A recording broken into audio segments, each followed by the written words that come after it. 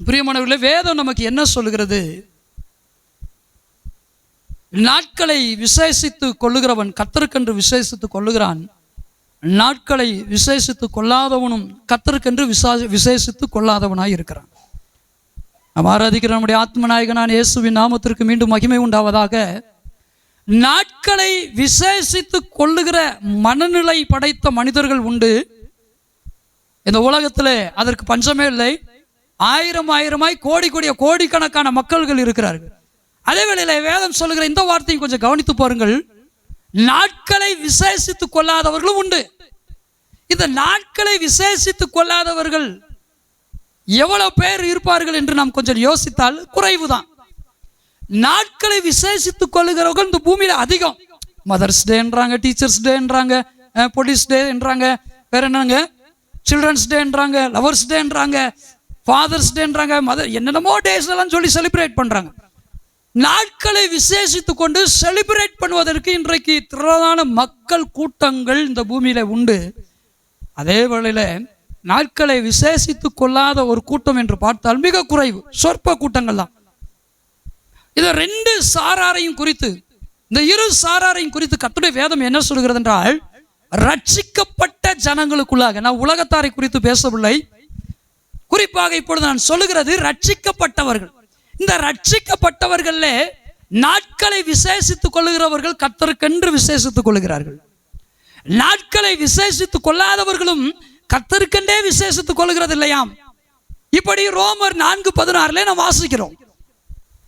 அப்ப கேளுங்க, நாட்களை விசேஷித்துக் கொண்டவங்களையும் நாம் குற்றப்படுத்த வேண்டியதில்லை. எந்த நாளையும், பிறந்த நாளோ கல்யாண நாளோ, சபை துவங்கின நாளோ, ஊழியத்தை துவங்கினாலோ, எந்த நாளையும் விசேஷித்து ஊழியத்தை துவங்கினாலோ, எந்த நாளையும் விசேஷித்து கொள்ளாதவர்களையும் குற்றப்படுத்த வேண்டிய அவசியம் இல்லை. ஆனால் அந்த ரெண்டு சாராருக்குள்ளாக என்ன மனநிலை இருக்க வேண்டும் என்று வேதத்தின் வாயிலாக நாம் அறிந்து கொள்கிறோம். நாட்களை விசேஷித்துக் கொள்ளுகிறவர்கள் கர்த்தருக்கென்று விசேஷித்துக் கொள்ள வேண்டும். நாட்களை விசேஷித்துக் கொள்ளாதவர்களும் கர்த்தருக்கென்றே விசேஷித்துக் கொள்ளாதவர்கள். நாட்களை விசேஷித்துக் கொண்டாலும் சரி, விசேஷத்துக் கொள்ளனாலும் சரி, இது கர்த்தருக்காக மாத்திரம். உதாரணத்துக்கு நான் சொல்றேனே, கல்யாண நாளை செலிப்ரேட் பண்றாங்க. கல்யாண நாள் என்ன நடக்கும்? புது புடவை தான், புது காலனி தான், புது வாட்ச் தான், புது மொபைல் போன் தான், அப்புறம் ஏதாவது ஒன்று புதுசாக வாங்கி கிஃப்டா பண்ணுவோம். மனசாட்சி இருந்தா சொல்லுங்க, இது கர்த்தருக்காகவோ உங்களுக்காகவோ? உங்களுக்கு மனசாட்சின்னு ஒன்று இருந்தா வாயை திறந்து சொல்லுங்க, இது உங்களுக்காகவா, உங்கள் குடும்பத்தாருக்காகவா, இல்லை கர்த்தருக்காகவா? சொல்லுங்க. இது உங்களுக்காக தாங்க, கர்த்தருக்காக இல்லை. உங்கள் திருமண நாளையோ, பிறந்த நாளையோ, ஊழியத்தை துவங்கின நாளையோ, எதையோ ஒரு நாளை நீங்கள் விசேஷித்துக் கொள்ளுகிறீர்கள் என்றால் அந்த நாளை கர்த்தருக்கென்று விசேஷித்துக் கொள்ள வேண்டும். கர்த்தர் அந்த நாளில் மகிமைப்பட வேண்டும். ஆனால் நாம பிரியாணி ஆக்கி சாப்பிட்டுட்டு, புது ட்ரெஸ் உடுத்திட்டு, புது வாகனத்தையோ எதையோ ஒன்று வாங்கிட்டு, குடும்பத்தில் இருக்கிறவங்களையோ சபையில் இருக்கிறவங்களையோ உற்சாகப்படுத்திட்டு நம்ம என்ன செய்வோம்? இந்த உலகத்தின் வேஷம் கடந்து போகிறது போலவே நாமும் அன்றைய நாளில் அந்த வேஷத்தை முடித்து விட்டு, இங்க சடையை போட்டு, இங்க கிளிப்ப குத்தி, அங்கங்க அலங்காரம் பண்ணி, கொஞ்சம் பெயிண்ட் எல்லாம் முகத்துக்கு அடிச்சு, அந்த நாளுடைய வேஷத்தையும் அடுத்த நாள் கடந்து போயிடுவோம். அடுத்த நாளோ அதுக்கு அடுத்த நாளோ அப்படி ஆர்டினரி டே, சாதாரண நாள் மாதிரியே மாறிடும். இன்னும் ஒரு சில குடும்பத்தில் இந்த நாளை கொண்டாடினதுனால சில பிரச்சனை வந்துடும். அவளுக்கெல்லாம் இப்படி செஞ்ச, எனக்கு நீ செய்யல இல்லை, அவனுக்கு மாத்திரம் இப்படி பண்ண, எனக்கு பண்ணல இல்லை, உடனே கலவரம் வந்துடும். பிரியமானவர்களே, நாட்களை விசேஷித்துக் கொள்ளுகிறவர்கள் கர்த்தருக்கென்று விசேஷித்துக் கொள்ள வேண்டும். நாட்களை விசேஷித்துக் கொள்ளாத ஒரு கூட்டம் உண்டு. இதுவும் எதற்காக இருக்க வேண்டும் என்றால் வீண் சிந்தைக்காக அல்ல, இதுவும் கர்த்தருக்காகவே இருக்கணும். நான் எதுக்கு இந்த நாளை செலிப்ரேட் பண்ணணும், எல்லா நாளும் எனக்கு ஒரே மாதிரி தான் அப்படின்னு இருந்துச்சுன்னா, இதுவும் கர்த்தருக்காக தான் இருக்கணுமே தவிர, இதுவும் என்ன செய்யக்கூடாதுன்னா, எனக்குள்ளாக இருக்கிற அந்த மனநிலைக்காக மற்றவங்களை போட்டு நான் என்ன செய்யக்கூடாதுங்க, போர்ஸ் பண்ணக்கூடாது, கம்பல் பண்ணக்கூடாது. பாருங்க, மற்றவங்களையும் போட்டு நான் வேதனைப்படுத்தக்கூடாது. பாருங்க, சத்தியத்தை புரிந்து கொள்கிற நாம் நிதானமாய் அதில் நடக்க வேண்டும். அதற்கு பின்பு நிதானமாய் போதிக்க வேண்டும். கர்த்தர் நம்மை ஆசீர்வதிப்பாராக. நம்முடைய வாழ்க்கையில நீங்கள் நாட்களை விசேஷித்துக் கொள்ளுகிறவர்களோ, நாட்களை விசேஷித்துக் கொள்ளாதவர்களோ, இருதிறத்தாலையும் நான் முழு மனதோடு கர்த்தராகிய இயேசுவின் நாமத்தில் ஆசீர்வதிக்கிறேன். உங்களுடைய இருதிறத்தாருடைய இப்படிப்பட்ட நிலைமைகள் இன்னும் ஆசீர்வதிக்கப்படட்டும். ஆனால் உங்களுக்கான நாள், உங்களுக்காக செலிப்ரேஷன் குறைந்தே போகட்டும். கர்த்தருக்கு சித்தமானால் முற்றிலும் இச்சபையாரை விட்டு விலகட்டும். நமக்காக கொண்டாடுகிற நாள் என்பது அனுதினமும் அல்லேலூயா every day has been created by a creator alone since world began. இந்த உலகம் தோன்றினது முதல் இப்பொழுது வரைக்கும் இருக்கிற நாட்களை உருவாக்கினவர் நம்முடைய சிருஷ்டிகர் மாத்திரமே. அல்லேலூயா அல்லேலூயா.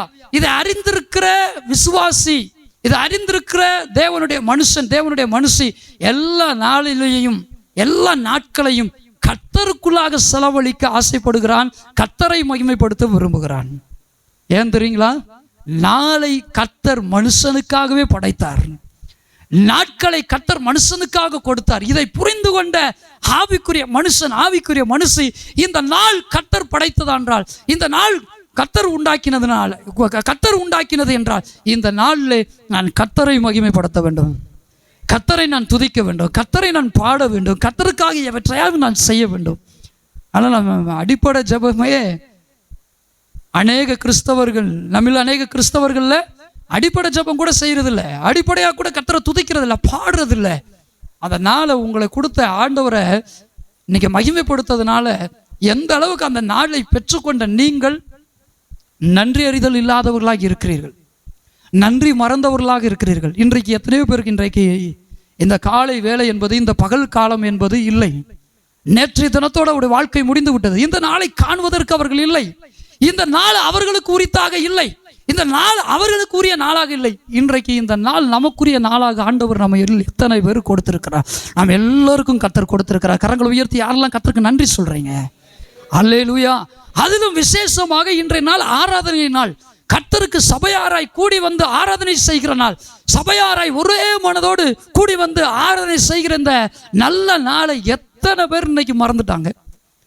எத்தனை பேர் இந்த நாளிலும் கர்த்தருக்குரிய கனத்தை கொடுக்காமல், கர்த்தருக்குரிய மரியாதையை, கர்த்தருக்குரிய ஆராதனை கொடுக்காமல் நன்றி மறந்தவர்களால் போனார்கள். ஆனால் இன்றைக்கு தேவனுடைய சமூகத்திலே வந்து அமர்ந்து கர்த்தரை துதிக்கும்படி, இந்த நாளை கொடுத்ததற்காக கர்த்தருக்கு நன்றி சொல்லும்படி வந்திருக்கிறோம். நமக்கு இன்னும் தேவ கிருபை உண்டாவதாக. அல்லேலூயா அல்லேலூயா. எவ்ரிடே ஒவ்வொரு நாளும் கர்த்தரால் உருவாக்கப்பட்டவை. ஒவ்வொரு நாளையும் கர்த்தர் தான் தருகிறார் நமக்கு. இரவானாலும் பகலானாலும் ஒவ்வொரு வேலையும் கர்த்தர் நம்மை பாதுகாக்கிறார். அந்த நாளுக்குரிய ஆசீர்வாதத்தை தருகிறார். எத்தனை பேர் ஆமான்றீங்க?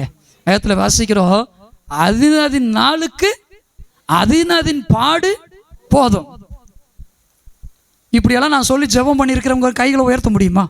இந்த நாளுக்குரிய ஆசீர்வாதத்தை தாரும் ஆண்டவரே நம்ம சொல்லியிருப்போமே ஒழிய, இந்த நாளுக்குரிய பாடு போதும் ஆண்டவரேன்னு ஆண்டவருடைய இருதயத்தை இந்த வசனத்தின்படி மகிமைப்படுத்துகிற ஒரு ஆள் கை உயர்த்தி இங்க காட்ட முடியுமா? இங்க மாத்திரம் இல்லைங்க, பொதுவாக இன்னைக்கு கிறிஸ்தவத்தில் இந்த வார்த்தையை கன்ஃபஸ் பண்ணுகிற கூட்டங்கள் குறைந்து விட்டது. எப்படி என்றால், இந்த நாளுக்குரிய ஆசீர்வாதத்தை தாரும் தாரும் தாரும், இந்த நாளுக்குரிய ஆசீர்வாதத்தை நான் பெற வேண்டும் என்று சொல்லுகிறார். நல்லது, அப்படியெல்லாம் ஜெபிங்க, தப்பு ஒன்றும் இல்லை. ஆனால் வேதம் சொல்லுகிறதே, அதின் நாளுக்கு அதின் பாடு போதும். ஆண்டவரே, என்னை சீர்படுத்துவதற்காக, தேவனே நீர் என்னை பலப்படுத்துவதற்காக, என் சபையை திடப்படுத்துவதற்காக, என் குடும்பத்தை ஆசீர்வதிப்பதற்காக சில பாடுகளை இந்த நாளில் நீர் அனுமதித்திருப்பரே. ஆனால் இந்த அனுமதியை, நீர் அனுமதித்திருக்கிற இந்த அனுமதியை நான் சந்தோஷத்தோடு ஏற்றுக்கொள்ளட்டும் என்கிற ஒரு வளர்ச்சிக்கு நேராக இன்றைய கிறிஸ்தவம் வளர வேண்டும், நாம் வளர வேண்டும், இச்சபையாராகி நீங்கள் எல்லோரும் வளர வேண்டும். அல்லேலூயா. அப்ப இந்த நாளுக்குரிய பாடு எதற்காக கர்த்தர் அனுமதிக்கிறார்? அனுதினம் பாடாப்படுத்துறவரா நம்ம ஆண்டவர்? அனுதினம் பாடாப்படுத்துறவரா நம்ம கர்த்தர்? நோ. அதின் நாளுக்கு அந்த பாடு போதும். ஏன் என்று சொல்லுகிறார், நேற்றைய தினத்தில் இருந்த பாடு இன்றைக்கு அல்ல. நேற்றைய தினத்தில் கர்த்தர் உங்களுக்கு அனுமதித்த பாடு நேற்றைய தினத்தோடு போதும். இதை நீங்கள் விரும்ப வேண்டியதில்லை. ஆனால் இன்றைய நாளுக்குரிய பாடு உண்டல்லவா, இந்த நாளுக்குரிய பாடை எதற்காக உங்கள் வாழ்க்கையில அனுமதிக்கிறார்? உங்களை சீர்படுத்த, பலப்படுத்த, இன்னும் உங்களுடைய நிலையை உயர்த்தி வைக்க, கர்த்தருடைய ஆசீர்வாதத்தை பெற்ற பின்பு நீங்கள் மேட்டிமையாகி பெருமையாகி பிசாசு விழுந்த அந்த அக்கினியிலே விழுந்து போகாதபடிக்க கர்த்தர் இந்த நாளுக்குரிய பாடையும் கர்த்தர் தருகிறார். எத்தனை பேர் சொல்ல போறீங்க, இனி ஒவ்வொரு நாளும் ஒருவேளை கர்த்தர் அந்த நாளுக்குரிய பாடுல நான் நடத்த விருப்பப்படுறாருன்னா நான் என்ன ஒப்பு கொடுப்பேன்? எத்தனை பேர் சொல்ல போறீங்க? எத்தனை பேர் ஆமான்றீங்க? அனுதினமும் தேவன் நம்மை பாடாய் படுத்துகிறவர் அல்ல. அதே வேளையில் நாம் புரிந்து கொள்ள வேண்டும், அந்தந்த நாளுக்குரிய பாடை கர்த்தர் ஏன் கொடுக்கிறார் என்றால் நம்மை பலப்படுத்துவதற்காக. எல்லாவற்றுக்கும் மேலாக எப்படி ஆயினும் நாம் பரலோகம் போய் சேர வேண்டும் என்பதே, நித்திய ராஜ்யத்தை போய் அடைய வேண்டும் என்பதே தேவனுடைய உன்னதமான சித்தமாக இருக்கிறது. யாருக்குன்னா நான் சொன்னது கவலையாக இருந்துச்சு. உங்கள் முகங்கள்லாம் தேன்றாடு மாதிரி தொங்குறதை பார்த்தா, உங்கள் முகங்கள்லாம் அப்படி தேன்றாடு மாதிரி தொங்குறதை பார்த்தா எனக்கே வேதனையாக இருக்கு. ஆண்டவர் எப்படி வசனத்தை சொல்கிறது, கொஞ்சம் உற்சாகமான வசனத்தை எல்லாம் சபையில் சொன்னால் நல்லா இருக்குமே. நான் விசுவாசிக்கிறேன், இது என் வாழ்க்கையில் நிரந்தரமான உற்சாகத்தை கொண்டு வருகிற வார்த்தை. அல்லேலூயா, ஆமென். நீ ஆசீர்வாதமாயிருப்பாய், சுகமாயிருப்பாய் என்று பாவம் செய்கிறவர்களிடத்தில் பொய்யாய் வார்த்தைகளை சொல்லும்போது ஒரு நிமிடம், ஒரு கனப்பொழுது வேணால் அவர்களுக்கு சந்தோஷத்தை கொடுக்கிறது. மீண்டும் தீவினைகளை விழுந்து போகிறார்கள், உபத்திரவத்தை அனுபவிக்கிறார்கள். ஆனால் கர்த்தர் கொடுக்கிற அந்த இப்படிப்பட்ட வார்த்தைகளை நான் கேட்கும்போது அந்த நிமிஷத்தில், அந்த கனப்பொழுதில் நான் துக்கம் அடைகிறேன். ஆனால் நிரந்தரமான அந்த சந்தோஷத்துக்கு நேராய் கர்த்தருடைய ஆவியானவர் என்னை நடத்துகிறார். எப்பொழுது நான் சந்தோஷமாய் இருப்பவே, என்றென்றைக்கும் சந்தோஷமான ராஜ்யத்திலே நான் மகிழ்ச்சியாய் இருப்பதே தேவனுடைய சித்தமாய் இருக்கிறது. அல்லேலூயா, அல்லேலூயா. இப்பதான் ஒருத்தர் ஆணு கொட்டாய் விடுறாரு.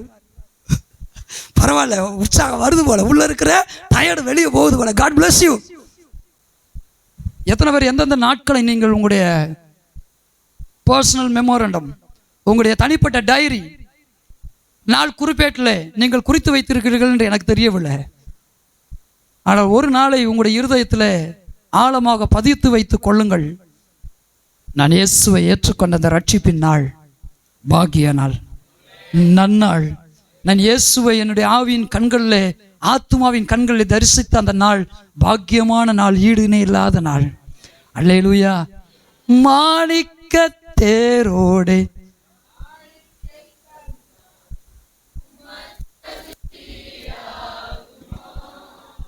உலகமே வந்தாலும், பொய் பொய்யா படிக்கிறீங்க பாருங்க. உறவுகள் நின்றாலும், எவ்வளோ பொய். இயேசுவை ஏற்றுக்கொண்டதுனால எங்கள் மச்சான் கோவப்படுறான், என் மச்சினிச்சி கோவப்படுறான், என் அத்தை கோவப்படுறான், எவ்வளோ பொய். மறுபடி உலகமே வந்தாலும் போனாலும், அல்லேலூயா, அல்லேலூயா. உலகமாக இருந்தாலும் சரி, உறவுகளாக இருந்தாலும் சரி, வந்தாலும் சரி, அது போனாலும் சரி, அவருக்கு ஈடு எதுவுமே கிடையாதுங்க. அல்லேலூயா. இயேசுவை ஏற்றுக்கொள்ளும் போது இதை புரிந்து கொள்றது இல்லை. இயேசுவை ஏற்றுக்கொள்ளுகிற அந்த நாள் நன்னாள், பாக்கியமான நாள், ஒப்பிட முடியாத மகிமையின் நாள்.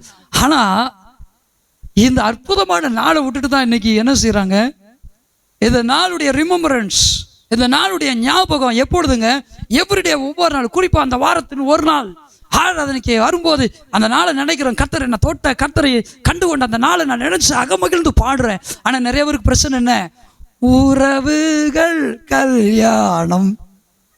அடுத்து இங்கிட்ட சொல்லுங்க. கரெக்டாக சொல்றாரு பாருங்க. ஆனால் அவர் போக மாட்டார், நல்ல மனுஷன். உறவுகள் கல்யாணம், உற்றாரு காது குத்து, ஆராதனை எனக்கேப்பா. இருதயத்தில் இப்படிதான் பிசாசு பாட்டை எழுதிக்கிட்டு இருப்பான் பாருங்க. இப்போ ஒரு சிலர் படிக்கும் போது நான் கவனிப்பேன் பாருங்க, வெளியில இருந்தாலும் சரி, இங்க இருந்தாலும் சரி, சில பாடல்களை படிக்கும் போது மேக்சிமம் கண்ணை திறக்கிறது இல்லை. அப்பப்போ கண்ணை திறந்து பார்ப்பேன் இல்லையா, கவனிக்கும் போது பார்ப்பேன். அந்த சில வார்த்தைகளை படிக்கும் போதே தெரிஞ்சு போயிரு. பாரு எவ்வளோ பொய்யா படிக்கிறான், கர்த்தருடைய சமூகத்துல எவ்வளவு பொய்யா அள்ளி விடுறான் பாரு, அள்ளியப்ப. சபைகளுக்குள்ளும் சில அள்ளியம்மாள்கள், சில அள்ளியப்பன்கள் இருக்கிறது தவிர்க்க முடியாத காரியம் ஆயிடுச்சு பாருங்க. சபைக்குள்ள வந்து இந்த பாடலாம் படிக்கும் போது இந்த வார்த்தைக்கு நான் தகுதியான ஆளா, இப்படி வார்த்தைகளை சொல்லி படிக்கிறேனே, உலகமே வந்தாலும் உறவுகள் என் பக்கத்தில் நின்றால், இந்த வார்த்தையை வாசிக்கும் போது நான் யோசிக்கிறேன் என்னன்னா, இந்த வார்த்தையை சொல்லி நான் கர்த்தரை மகிமைப்படுத்துறேனே, இதை நான் பொய்யாய் சொல்லி மகிமைப்படுத்துறேன்னா உண்மையாவே நான் சொல்லுகிறேன்னா? பொய் சொல்லி கர்த்தருடைய நாமத்தை நான் மகிமைப்படுத்தினால் அதனால் கர்த்தர் மகிமைப்படுவாரா? இல்லை துக்கம் படுவார் பாருங்க.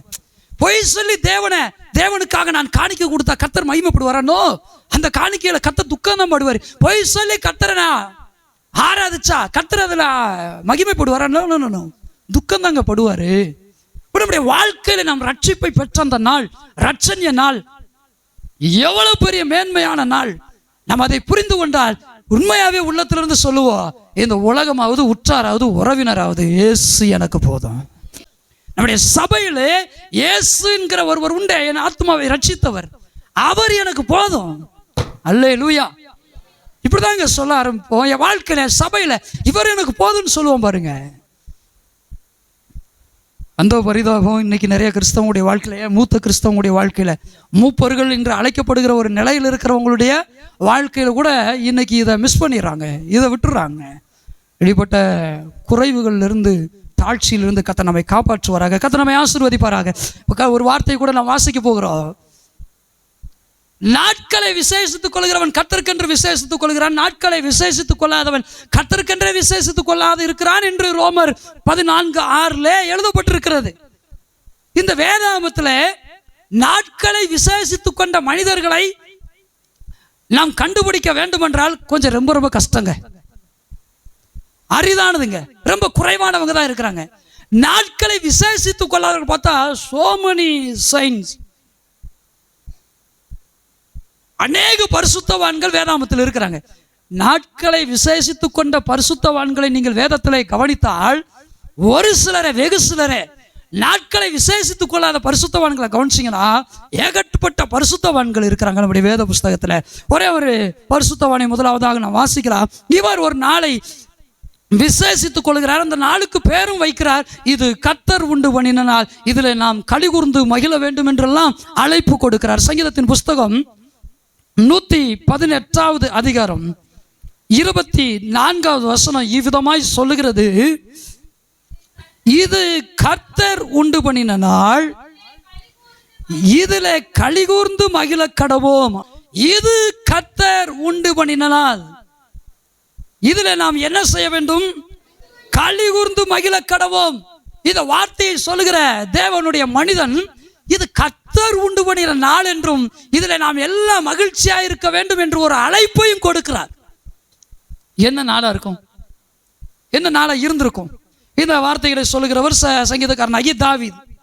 இதுக்கு முன்னாடி இருக்கிறது சொன்னவர் தாவீது கிடையாது, அல்லது நெகேமியா.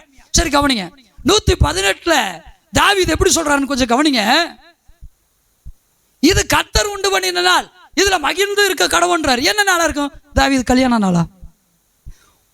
தாவீது கல்யாண நாளா? சரி, தாவீதுக்கு பிறந்த நாள் வந்துருச்சா? தாவீதுக்கு பிறந்த நாள் இல்ல. சரி, தாவீது ராஜா ஆயிட்டாரு, அந்த நாளா இருக்குமோ? பதவி ஏற்கிற நாள் ஒருவேளை அந்த நாளுக்கான இருக்குமோ? நான் ஏற்கனவே உங்களுக்கு சொன்னேன் பிரியமானவர்களே, everyday has been created by our creator alone. ஒவ்வொரு நாளும் கர்த்தர் உண்டு பண்ணின நாள் தான். ஒவ்வொரு நாளையும் கர்த்தர் தான் உண்டு பண்ணுகிறார். ஏன் இந்த மனிதன் இவ்விடத்தில் இது கர்த்தர் உண்டு பண்ணின நாள், இதுல நாம் மகிழ்ந்து இருக்க கடவோம் என்று சொல்லுகிறாருங்க. இதை சொன்னதுக்கு ஒரு காரணம் உண்டு என்று ஒரு நம்பிக்கை உண்டு. என்ன நம்பிக்கை என்றால், நல்லா கேளுங்க, தாவீது எருசலேமிலே மீண்டும் அவர் வந்தபோது, எருசலேமுக்குள்ளாக அவர் வந்தபோது, அவர் அந்த நாளை கர்த்தர் தனக்கு கொடுத்த நாளாகவும், அந்த நாளில் அவர் சந்தோஷமா இருந்ததுனால எனக்கு கர்த்தர் இந்த எருசலேமுக்குள்ள கொண்டு வந்துட்டாரு அப்படி சொல்லி அவர் சந்தோஷப்பட்டதுனால, இந்த நாளில் அங்க இருந்த எல்லார்கிட்டையும் சொல்றாரு, இந்த நாளில் நம்ம சந்தோஷமா இருப்போம், மகிழ்ச்சியா இருப்போம். I was wandering in the wilderness. I was in a small cave and a gigantic cave. But today, God brought me into this city to live forever here. என்றென்றைக்கு இந்த எருசலேமிலே நான் வாழும்படி கர்த்தர் இன்றைக்கு என்னை கொண்டு வந்திருக்கிறார். இதுக்கு முன்பு நான் மலைகளில், சின்ன குகைகளில், பெரிய குகைகளில், மகைகளில், தாழ்ச்சிகளில் வாழ்ந்து கொண்டிருந்தேன், ஓடி ஒளிந்து கொண்டிருந்தேன். இன்றைக்கு கர்த்தர் இந்த எருசலேமிலே என்னை கொண்டு வந்து வைத்திருக்கிறார். இது கர்த்தர் உண்டு பண்ணினால் இதில் நான் மகிழ்ச்சியா இருக்க கடவுன்றார். அல்லேலூயா. உங்க வாழ்க்கையில கடந்த கால ஜீவியத்தில் உங்களுக்கு அலைகிற அனுபவங்கள் இருந்திருக்குமானால், உங்களுடைய ஜீவியங்களில் விடுதலை பெறாத நாட்கள் இருந்திருக்குமானால், கடந்த நாட்கள் உங்களுடைய வாழ்க்கையில சுகம் பெறாத நாட்களாக இருக்கும் என்றால், இன்றைய நாளை விசேஷித்துக் கொள்ளுங்கள். இது கர்த்தர் உண்டு பண்ணின நாள், இதில் நீங்கள் மகிழ்ச்சியாக இருக்க வேண்டும். இன்றைக்கே விடுதலை, இன்றைக்கே ரட்சிப்பு, இன்றைக்கே ஆசீர்வாதம், இன்றைக்கே சுகபலன், ஆரோக்கியம். இப்ப தாவீது இந்த நாளை குறித்து சொல்லும்போது, இது கர்த்தர் உண்டு பண்ணின நாள், இதுல நான் மகிழ்ச்சியா இருக்க கடவோன்னு ஏன் சொல்றாருங்க? குகையிலையோ பள்ளத்தாக்குலயோ மலையில ஓடி ஒழிஞ்சுக்கிட்டு இருந்தார். இந்த நாள் அவர் சொன்ன அந்த நாள்ல எருசலேமுக்கு வந்தோடனே அப்படி தாங்குன்னா மகிழ்ச்சி, ஆழ்ந்த கண்ணீர், அளவில்லாத பேரின்பம். நமக்கு ஆசை இருக்கும், என் நாள் என்றைக்கு மாறுமோ, எனக்கு என்னைக்கு தான் அந்த நாள் வரப்போதோ. நீங்கள் விசுவாசித்தால் இன்றைக்கு அந்த நாள். அல்லேலூயா, அல்லேலூயா. Those who believe in God, those who put your trust upon God, you will change your trouble into a blessing day, a happy day. நீங்கள் விசுவாசித்தால் இந்த நாளுக்குரிய சந்தோஷத்தை தக்க வைத்துக் கொள்ள முடியும். இந்த நாளிலே உங்களுடைய ஆசீர்வாதம் தங்கி தாபரிக்கும். ஆனால் நமக்குள்ள பிசாசு நயவஞ்சா சொல்றதெல்லாம் என்னதுங்க? அவிசுவாசம். பெரிய ஆயுதத்தெல்லாம் எடுத்துட்டு போட மாட்டா, ஸ்மால் வெப்பன், அட்லீஸ்ட் ஒரு சின்ன ஒரு ஆயுதத்தை தான் எடுப்பான். அதுக்கு பேர் என்ன பாருங்க? அவிசுவாசம், அற்ப விசுவாசம். இந்த விசுவாசத்தை பற்றியே வச்சு குத்தி என்ன செய்வான்? காயமாக்கிட்டே இருப்பான். இந்த அவிசுவாசத்தை சொல்லியே உங்களை காயப்படுத்திக்கிட்டே இருப்பான். இந்த அவிசுவாசங்கிற இந்த முள்ளை வச்சே உங்களை குத்தி காயப்படுத்திக்கிட்டு இருப்பான். ஆனால் அவனுக்கு தெரியாது, இந்த முள்ளை வச்சு காயப்படுத்தும் போது நான் லீலி புஷ்பத்தை போல என் ஆண்டவருக்குமாக என் கர்த்தருக்காக வாசனை கொடுக்கிறவளாக வாழ்வேன். முள்ளுகளுக்குள்ளே லீலி புஷ்பம் எப்படி இருக்கிறதோ எனக்கு பிரியமான குமாரத்தையும் இருக்கிறாள்ங்கிற வார்த்தையின்படி இந்த சத்ரு என்னை இந்த முட்களினாலே, அவிசுவாசம் என்கிற முட்களினாலே காயப்படுத்துகிற போது நான் கர்த்தருக்கான வாசனையை கொடுப்பேன். கர்த்தருக்கு உகந்த லீலி மலராக மலரும் என்பது தெரிவதில்லை. தெரிந்தவர்கள் இதை துக்கமாக நினைக்கிறதாக இல்லை. இதை புரிந்து கொண்டவர்கள் இந்த நாளை, இந்த முட்களினால் குற்றப்படுகிற நாளை, இந்த முட்களினால் காயப்படுத்தப்படுகிற நாளை சந்தோஷமாக எடுத்துக்கொள்கிறார்கள், கர்த்தருக்காக அர்ப்பணிக்கிறார்கள். அல்லேலூயா. அவிசுவாசத்திற்கு தயவு செய்து இடம் கொடாதீர்கள்.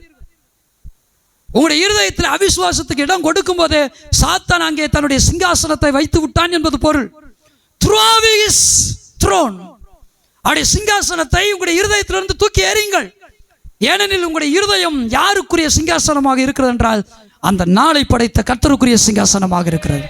அல்லேலூயா, பிரைஸ் தி லார்ட், ஹல்லேலூயா. கர்த்தர் நம்மை ஆசீர்வதிப்பார். தாவீது சொல்லுகிறார்னா எவ்வளவு ஒரு ஆசீர்வாதமான அந்த நாளாக இருந்திருக்கும். சரி, இப்போ கவனிங்க, அது என்னங்க இந்த நாள் கர்த்தர் உண்டாக்கின நாள் அப்படின்னு சொல்றாரு. எல்லா நாளும் கர்த்தர் உண்டாக்கினதுனால தானே. அப்படியே இந்த நாளை மாத்திரம் இது கர்த்தர் உண்டு பண்ணின நாள், இதுல நான் மகிழ்ச்சியா இருப்போம் கடவுள் அப்படின்னு சொல்றாரு. அவர் நாளை குறித்து சொல்வதற்கு பதிலாக அந்த நாளிலே கிடைத்த வெற்றியை குறித்து சொல்லுகிறார்.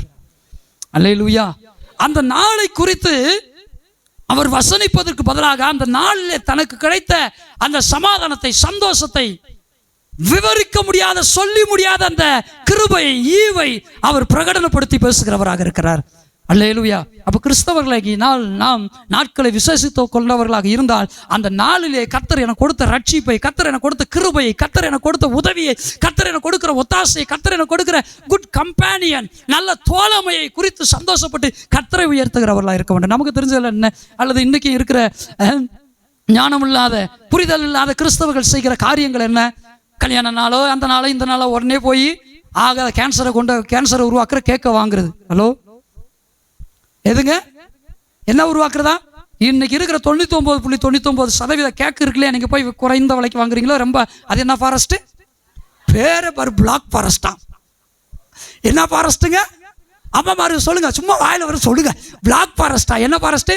ஃபாரஸ்ட்னா காடு, பிளாக்னா கருப்பு. வெளிச்சத்தில் இருக்கிற காட்டுக்குள்ள போனாலே வழி தெரியாது, இது கருப்பு காடு வரையா. இன்னைக்கும் சில வீடியோக்களை பார்த்தீங்களா என்னன்னு தெரியல, இந்த பிளாக் ஃபாரஸ்ட்டுங்கிற ரெட் ஃபாரஸ்ட்டோ பிளாக் ஃபாரஸ்ட்டோ இதெல்லாம் கேன்சர்களை உருவாக்குகிற சில வேதிப்பொருட்களை சேர்க்கிறாங்களா. ஆனால் இன்னைக்கு பாருங்க, நம்ம கிறிஸ்தவங்க 2 விஷயத்துல பாதிக்கப்படுறோம். ஒன்று, ஆவிக்குரிய காரியத்தை புரிந்து கொள்ளாமல், கர்த்தரை மகிமைப்படுத்தாமல், நாம் நம்முடைய குடும்பத்தோடு கூட அன்றைய நாளில் நாம் என்ன செய்கிறோம்? கர்த்தருக்குள் சந்தோஷம் இல்லாமல் கேட்கையோ எதையோ ஒன்று வெட்டி அதை மாற்றி விட்டோம். 2வது, கர்த்தர் நம்ம கொடுத்த ஆரோக்கியமான உணவுகளை தூக்கி போட்டு பிசாசு நயவஞ்சமா உலகத்துக்குள்ள கொடுத்ததை கொண்டு வந்து பச்சை குழந்தைக்கு ஊட்டி விடுற ஹாப்பி பர்த்டே. அது எப்படிங்க? ஹாப்பி பர்த்டே டு யூ ஊட்டும் போதே யோசித்துக்கங்க, கேன்சரை ஊட்டுற மகளே, கேன்சரை ஊட்டுற மகளே, உங்கள் பிள்ளைகளை கூட்டுவீங்க இல்லையா, அல்லது உங்கள் பெற்றோர்களுக்கு, அல்லது உங்கள் சிப்ளிங்ஸ், அல்லது உங்களுடைய ஸ்பௌஸ் யாருக்காவது ஊட்டும் போது நீங்கள் யோசித்துக்கோங்க, கேன்சரை ஊட்டி விடுறேன், இந்த கேன்சரை நீ தூக்கி போட்டுட்டு இந்த பிசாசனுடைய இந்த அரிப்புலவையை தூக்கி எரிஞ்சு விட்டுட்டு நீங்கள் என்ன செய்றீங்க, கர்த்தரே உனக்கு தீர்க்காயுசா இருக்கிறார், கர்த்தரே உனக்கு ஜீவனாக இருக்கிறார், கர்த்தருக்காக நீ வாழும்போது கர்த்தர் உனக்காக கிரியை செய்கிறவராக இருக்கிறார், கர்த்தர் உனக்கு நல்ல மேய்ப்பராக இருக்கிறான்னு சொல்லி ஊட்டுங்களேன். அது உங்கள் பிள்ளைகளுக்கும் பெற்றோருக்கும் உங்கள் ஸ்பௌஸுக்கும் உங்களுடைய வாழ்க்கை துணைக்கு நல்ல ஆரோக்கியத்தை கொடுக்கும். எத்தனை பேர் ஆமான்றீங்க? எத்தனை பேர் ஆமான்றீங்க? உண்மை எப்பவுமே கொஞ்சம் கசகசை, உண்மை எப்பவுமே கொஞ்சம் ஏற்றுக்கொள்வதற்கு கடினமாக இருக்கும். பட் அதனால் பெரிய ஆசீர்வாதங்களை பார்க்கும்போது தான் தெரியும் உண்மை எவ்வளவு வலிமை உடையது, எவ்வளவு வல்லமை உடையது என்று. அல்லேலூயா. கர்த்தர் நம்மை ஆசீர்வதிப்பாராக. கேளுங்க. அப்போ இந்த நாளை குறித்து தாவீது பேசாமல் அந்த நாளிலே கர்த்தர் கொடுத்த வெற்றியை அவர் பேசுகிறார். அந்த நாளில் கர்த்தர் கொடுத்த ஜெயத்தை பேசுகிறார். எத்தனை பேர் விசுவாசிக்கிறீங்க ஒவ்வொரு நாளும் கர்த்தர் எனக்கு விடுதலையும் ஜெயத்தையும் சமாதானத்தையும் தர்றாரு? அல்லேலூயா. அப்போ காலையில் நீங்கள் எந்திரிக்கும் போது நீங்கள் என்ன செய்யணும்? திஸ் இஸ் த டே, இது கர்த்தர் உண்டாக்கின நாள். எப்படி சொல்லணும் நீங்கள்? இது கர்த்தர் உண்டாக்கின நாள். என்ன அர்த்தம்? என்ன அர்த்தம்? இது எனக்கு வெற்றியின் நாள், இது எனக்கு சமாதானத்தின் நாள், இது எனக்கு ஆசீர்வாதத்தின் நாள். இன்றைக்கு பாடுகள் எனக்கு இருந்தாலும் அந்த பாடுகளினால் நான் சீர்பருகிற நாள், அந்த பாடுகளினால் நான் குணப்படுகிற நாள், அந்த பாடுகளினால் நான் பரலோகத்துக்கு நேராக இன்னும் உற்சாகமாய் பிரயாணப்படுகிற நாள். அல்லேலூயா, அல்லேலூயா. This is the day that God made for me. கர்த்தர் எனக்காக உண்டாக்கின நாள். இந்த நாளை குறித்து பார்க்கும்போது எல்லாருக்கும் இந்த நாள் கிடைக்குது, ரட்சிக்கப்பட்டவங்களுக்கு, ரட்சிக்கப்படாதவங்களுக்கு. ஆனால் இந்த நாளில் உள்ள ரட்சிப்பு, விடுதலை, மீட்பு, சமாதானம், சந்தோஷம், நித்திய ஜீவனுக்குரிய நம்பிக்கை, இதெல்லாம் கிறிஸ்தவங்களுக்கு தான் கிடைக்குது, ரட்சிக்கப்பட்டவங்களுக்கு தான் கிடைக்குது. ஆமென். ஒவ்வொரு நாளையும் கர்த்தருக்குள் நாம் கொண்டாடுகிறவர்களாக இருக்க வேண்டும், மகிமைப்படுத்துகிறவர். அவங்க சொல்லுங்க, பதில் சொல்லுங்க. இது கர்த்தர் உண்டு பண்ணின நாள்னு சொல்லி எந்த நாளில் தாவீது சொன்னாரு? தாவீது வனாந்திரத்தில் அலைந்து திரிந்து கொண்டிருந்த போது கர்த்தர் அவனுக்கு சமாதானத்தை கொடுத்து, விரட்டி அடிக்கப்பட்ட அந்த காலகட்டத்திலிருந்து ஒரு மீட்பை கொடுத்து, அவன் மீண்டும் எருசலேமிலே வந்தபோது எருசலேமிலே மீண்டும் ராஜாவாக முடிசூட்டப்பட போகிறான். இப்போ இந்த நாளை நினைச்சுதான் சொல்றான், இது கர்த்தர் உண்டு பண்ணினாலா, நாம் என்ன செய்யக்கூடவோம். அந்த நாளில் தான் நீதிமான்கள் சூழ்ந்து கொள்றாங்க. நீதிமான்களை சூழ்ந்து கொள்ளும்போது அடாடா, நீதிமான்கள் என்னோடு இருக்கிறாங்க, எத்தனை ஆசீர்வாதம். உண்மைதானே? துரோகி இருந்தால் எப்பவுமே, யூதாஸ் இருந்தானா எப்படா காட்டி கொடுக்கலாம் அப்படின்னு தான் நினச்சிட்டு இருப்பான். எத்தனை பேர் ஆமான்றீங்க? நம்ம கூட துரோகி இருந்தால், துரோகியான யூதாஸ் இருந்தால் எப்படா காட்டி கொடுக்கலாம். அட்லீஸ்ட் அவனுக்கு தேவை என்ன? அந்த 30 வெள்ளி காசு. அவனுக்கு தேவையானது என்னதுங்க? 30 வெள்ளி காசு. நம்மோடு கூட ஒரு பிலிப்பு இருந்தால் கேள்வி கேட்டுக்கிட்டே இருப்பான். நம்மோடு பேர் இருந்தால் முந்திரி கொட்டை மாதிரி சும்மா தவிக்கிட்டே கிடப்பான். எதுக்கு எடுத்தாலும் இவன் தான் பேசிட்டு கிடப்பான். உண்மையா இல்லைங்களா? ஆனால் யோசித்து பாருங்க, தாவீதின் வாழ்க்கையில் நடந்து போல நீதிமான்கள் நம்மை சூழ்ந்து கொள்கிறான் என்றால் எவ்வளவு ஆசீர்வாதம், எவ்வளவு ஆசீர்வாதம். அல்லேலூயா, அல்லேலூயா. நீதிமான்கள் நம்மை சூழ்ந்து கொண்டால் எவ்வளவு ஆசீர்வாதம். ரட்சிக்கப்பட்ட நம்ம நீதிமான்கள் நம்மை சூழ்ந்திருந்தால் எவ்வளவு ஆசீர்வாதம், எவ்வளவு ஐஸ்வர்யம். அல்லேலூயா. ஆஃப்டர் ஆல் அவன் கொடுக்குற 500 ரூபா 1000 ரூபா செய்முறைக்காக அவன் விபச்சாரக்காரனாலும் போய் இன்வைட் பண்ணுறான். அவன் யாருங்க? செய்வனை வைக்கிறவன் நல்லாவே தெரியும். ஆஃப்டர் ஆல் அவன் கொடுக்குற ஒரு 2000 ரூபா காசு, ஒரு 10,000 ரூபா, சரி 1 லட்சம் வச்சுக்கோங்க. ஆஃப்டர் ஆல் ஒரு 1 லேக்காக என்ன செய்யறது? செய்வனை வைக்கிறவனுக்கு துணியரமாக நம்ம வீட்டுக்குள்ளே ஏற்றுறது. நான் பேசுகிறது கஷ்டமாக தான் இருக்கும், நான் பேசுறது கொஞ்சம் கஷ்டமாக தான் இருக்கும். ஏற்றுக்கொள்ள வல்லவன் ஏற்றுக்கொள்ளுங்க. இது கர்த்தர் என்னை உண்டு பண்ணின நாள் என்றால், கர்த்தர் இன்னைக்கு என்னை நீதிமான்களில் சூழ்ந்து கொள்ளும்படி செய்திருக்கிற நாள். அல்லேலூயா. இது எனக்கு ஆண்டவர் எனக்கு விசேஷித்த நாள். அல்லேலூயா. அப்போ பாருங்க, இந்த நாள் எருசலேமுக்கு தாவீது திரும்பி வந்த நாள். 1 நாளாகமத்தின் புஸ்தகம் 17வது அதிகாரம் 27, 17, 27. 1 நாளாகமம் சீக்கிரமாக ஒரு எடுத்து வாசிக்கலாம். இப்பொழுதும் உமது அடியானின் வீடு என்றைக்கும் உமக்கு முன்பாக இருக்கும்படிக்கு அதை ஆசீர்வதித்து அருளினீர். கர்த்தராகிய தேவரீர் அதை ஆசீர்வதித்தபடினால் அது என்றைக்கும் ஆசீர்வதிக்கப்பட்டிருக்கும் என்றார். தாவீது எந்த வீட்டை குறித்து சொல்றாருங்க? தாவீது எந்த வீட்டை குறித்து சொல்றாரு? இப்போ எருசலேம் வந்துட்டாரு. எருசலேம் வந்துட்டு தான் இப்படி சொல்றாரு. சங்கீதம் 118 சொன்ன அந்த வார்த்தைகள்லாம் எதோட நம்ம கம்பேர் பண்ணோம்னா, இந்த 1 நாளாகமத்தில் நான் வாசித்தமே 17 இந்த வசனங்களோட கம்பேர் பண்ணி இப்போ வந்து சமாதானமா இருக்கிறாரு. கர்த்தர் உண்டு பண்ணின நாள், இந்த நாளில் நம்ம மகிழ்ச்சியா இருப்போம், சந்தோஷமா இருக்கிறாரு. சூப்பர். இப்போ இந்த நாட்கள்ல தான் அவர் ஒரு காரியத்தை சொல்றாரு. எப்படி சொல்றாருன்னா, ஆண்டவரே உமது அடியான் வீடு என்றைக்கும் உமக்கு முன்பாக இருக்கும்படிக்கு அதை நீங்க என்ன செஞ்சிட்டீங்க, என்ன செஞ்சிட்டீங்க, ஆசீர்வதிச்சிட்டீங்க. எந்த வீடுங்க? தாவீது இந்த வீடுன்னு அவர் எதை சொல்றாரு? தான் வீட்டை குறித்து சொல்லலை. நிறைய பேர் தப்பா புரிஞ்சுக்கிறாங்க. தான் வீட்டை குறித்து அவர் பேசல. கர்த்தர் வீடு கட்டுவேன்னு சொன்னாரு, கர்த்தர் அவனுக்கு வீடை கட்டி கொடுத்துட்டாரு. இப்போ இப்படி சொல்லணும்? அவர் சொன்னதுல பெரிய அர்த்தம் உண்டு. முதல் வசனத்தை ஒருத்தர் வாசித்துருங்க. 1 தாவீது தன் வீட்டிலே வாசமாய் இருக்கிற போது தீர்க்கதரிசியாகிய நாத்தானை நோக்கி, பாரும், கேதுரு மரத்தினால் செய்யப்பட்ட வீட்டில் நான் வாசம் பண்றேன். ஆனா கர்த்தருடைய உடன்படிக்கை பற்றிய திரைகளுக்குள்ள இருக்கு. அப்ப என்ன அர்த்தம்? என்ன அர்த்தங்க? நீங்க வீட்டில் போய் வாசித்து பாருங்க. எனக்கு வீடு கட்டுவேன் என்று கர்த்தர் சொன்னீர், உமக்கு வீடு, எனக்கு வீடையும் கட்டினீர். 27 எப்படி வாசிக்கிறீங்க? இப்பொழுதும் ஒரு அடியானின் வீடு என்றைக்கும் உமக்கு முன்பாக இருக்கும்படிக்கு அதை நீங்க என்ன செஞ்சிட்டீங்க, ஆசீர்வதிச்சிட்டீங்க. கர்த்தராகிய தேவரீர் அதை ஆசீர்வதித்தபடினால் அது என்றைக்கு என்ன செய்யும்? எந்த வீட்டை குறித்து சொல்றாருங்க? எந்த வீட்டை பத்தி அவர் பேசினாங்க? he was not talk about his palace. அவனுடைய அரண்மனை பத்தி பேசல. But his lineage, but descendants, அவனுடைய சந்ததியை பத்தி பேசிட்டு இருக்கிறார். நம்ம என்ன நினைக்கிறோம்? ஆண்டவரே எனக்கு இது மாதிரி ஒரு வீடு கொடுத்தா 1000 வருஷம் குடியிருந்துருவியா? ஆண்டவரே இந்த வீடு மாதிரி எனக்கு இருந்தா ஒரு 10,000 வருஷம் குடியிருந்துருவீங்களா? ஆண்டவரே எனக்கு இந்த வீடு, சின்ன வீடு போதும் ஆண்டவரே. சின்ன வீடோ பெரிய வீடோ அதை கொடுக்குறவர் அவர்தான். நீங்க கேட்காதீங்க, சின்ன வீடு தாங்க, பெரிய வீடு தாங்க, எனக்குன்னு எதை கொடுக்குறீங்களோ அதை கொடுங்க ஆண்டவரே. நான் குடிசையில் இருக்க தேவ சித்த வச்சுருக்கேன் இருக்கிறேனே, அதுதான் எனக்கு பேலஸ். பேலஸ்ல இருக்க ஆண்டவர் எனக்கு சித்த வச்சுருக்கேன் இருக்கிறேனே, அதுதான் எனக்கு குடிசை. எத்தனை பேருக்கு விளங்குச்சு நான் சொன்னது? எத்தனை பேருக்கு புரிஞ்சு? குடிசை எனக்கு பேலஸ், பேலஸ் எனக்கு குடிசை. இதுக்கு பேர் தான் எந்த சூழ்நிலையும் மனரமியமாக இருக்க கற்றுக்கொள்கிறது. அப்போ இவர் எந்த வீடை குறித்து பேசுறாரு? நான் கேதுரு மரத்தில் இருக்கிறேன், கர்த்தருக்கு நான் வீடு கட்டணும்னு சொல்லும் போது ஆண்டவர் பார்த்து பேசுறாரு, டே மகனே, நீ எனக்கு வீடு கட்டாத, நான் உனக்கு வீடு கட்டணும்னு சொன்னேன், அதை நான் கட்டி கொடுத்துட்டேன். அது உனக்கே தெரியும், நீயே சொல்லிட்ட. உனக்கு பின்னாடி உன் கர்ப்ப பிறப்பு வர்றான், அவன் எனக்கு வீடு கட்டுவான் அப்படின்னு. அல்லேலூயா. அப்போ இந்த இடத்துல அவர் வீடு என்றென்றைக்கு ஆசீர்வதிக்கப்பட்டிருக்கட்டும் எந்த வீடை குறித்து சொல்றாருன்னா, தன்னுடைய சந்ததியான வீட்டை குறித்து பேசுகிறார். அல்லேலூயா. அது குறிப்பாக எந்த சந்ததி? தன்னுடைய லைனேஜில், தன்னுடைய சந்ததியில் வரப்போகிற கிறிஸ்துவை குறித்து தீர்க்க தரிசனம் உரைக்கிறார். அல்லேலூயா. அதனால சங்கீதம் 118 அங்கே கிறிஸ்துவனுடைய தீர்க்க தரிசனத்தை வாசிக்கிறோம். இங்க 1 நாளாகமத்தில் என்றென்றைக்கும் சந்ததி இருக்கட்டும் சொல்லி இங்கேயும் வாசிக்கிறோம். தாவீதுக்கார சங்கீதம் எவ்வளவு ஞானமாய் பேசும்போது கர்த்தருடைய ஆவியானவர் அவனுக்குள்ளாக கிரியை செய்து தீர்க்க தரிசனம் சொல்ல வைத்திருக்கிறார். ஆமென். அல்லேலூயா. அப்ப 118 இயேசுவை குறித்த தீர்க்க தரிசனம், 1 நாளாகமம் 17வது அதிகாரத்திலும் கிறிஸ்து இயேசுவை குறித்தான தீர்க்க தரிசனம். அல்லேலூயா. நம்முடைய வாழ்க்கையும் அப்படிதாங்க, நம்முடைய சந்ததியும் அப்படிதாங்க. கிறிஸ்து பிறக்கணும். எத்தனை பேர் ஆமான்றீங்க? எத்தனை பேர் அல்லேலூயான்றீங்க? என் வாழ்க்கையிலும் கிறிஸ்து பிறக்கணும், என் சந்ததியுடைய வாழ்க்கையிலும் கிறிஸ்து பிறக்கணும். கிறிஸ்து வந்த வீட்டிலே சந்தோஷமே. அந்த பாட்டு இருக்கு, பாடணும் போல இருக்கு, டைம் எனக்கு பத்தாது. எப்படிங்க? இயேசு வந்த வீட்டிலே சந்தோஷமே. சண்டே கிளாஸ் பாட்டு தான், சூப்பர் பாட்டு. இயேசு வந்த வீட்டிலே சமாதானமே, இயேசு வந்த வீட்டிலே தோல்வி இல்லையே, தோல்வி எனக்கு இல்லையே.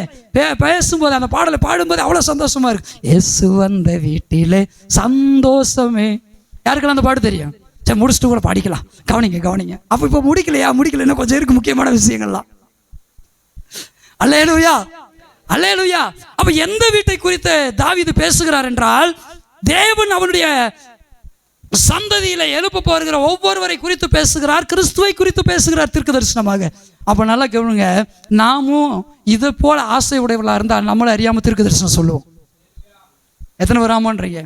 சில நேரங்களில் தேவன் நம்ம என்ன செய்கிறோம் என்றால், நாம் கர்த்தருக்கு பிரியமாய் வாழுகிற போது தீர்க்க தரிசனம் உரைக்க வைக்கிறார். தீர்க்க தரிசனத்தின் காரியங்களை கர்த்தர் நம்ம கொடுக்கிறார்.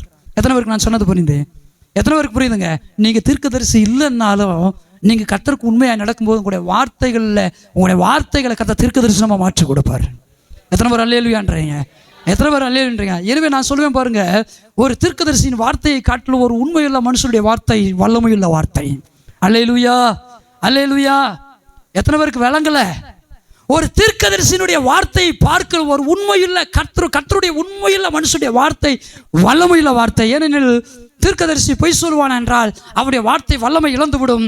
ஒரு மனிதன் தீர்க்கதரிசியாய் இல்லாவிட்டாலும் அவன் உண்மையை பேசுவான் என்றால் தீர்க்கதரிசியை காட்டிலும் வல்லமையுள்ள பலமுள்ள வார்த்தையுடைய மனிதனாக மாறிவிடுவான். எத்தனை பேருக்கு ஆசை? தீர்க்கதரிசியாக மாறணும்னு ஆசைப்படுறீங்களோ இல்லையா? உண்மையுள்ள மனுஷனை என்னை மாற்றுங்க ஆண்டவரேன்னு சொல்லுங்கள். தீர்க்கதரிசன ஆவி எனக்கு வேணும் ஆண்டவரேன்னு சொல்கிறத காட்டிலையும் உண்மையுள்ள அபிஷேகத்தை எனக்கு தாங்க, உண்மையுள்ள மனுஷன் நான் இருக்கணும் ஆண்டவரேன்னு சொல்லுங்கள். கர்த்தர் நமக்கு நிறைவான பலனை கொடுத்து ஆசீர்வதிப்பார். அப்போ உமது அடியானுடைய வீடு என்றைக்கும் முன்பாக இருக்கும்படி அதை ஆசீர்வதித்திருக்கிறீர். அவனுக்கு ஏற்கனவே கேதுரு மரத்தால் வீடுன்னு இருக்குது, பேலஸ் இருக்குது.